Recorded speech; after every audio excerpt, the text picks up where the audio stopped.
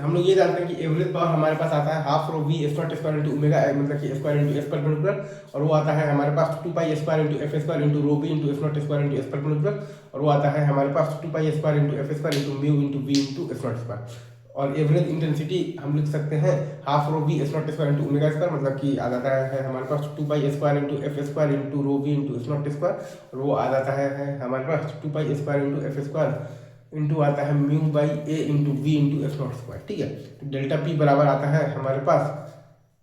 Minus beta times del S by del X, और P naught बराबर आता है बीटा एस नॉट के, और वी बराबर आता है under root of beta by rho, और म्यू बराबर आता है हमारे पास रो इंटू एस परपेंडिकुलर। ठीक है, हमारे पास एवरेज पावर आता है हाफ रो वी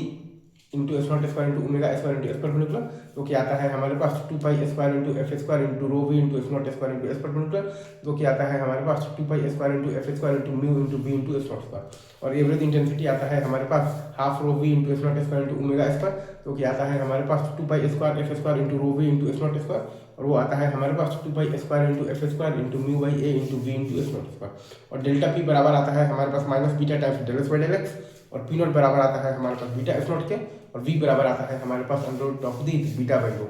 ठीक है, और म्यू बराबर आता है हमारे पास रो इंटू एस परपेंडिकुलर। ठीक है,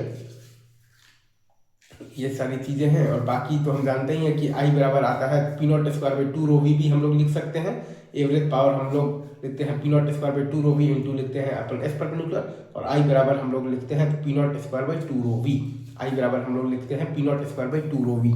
ये सारे आपको रिजल्ट याद होने चाहिए। ठीक है।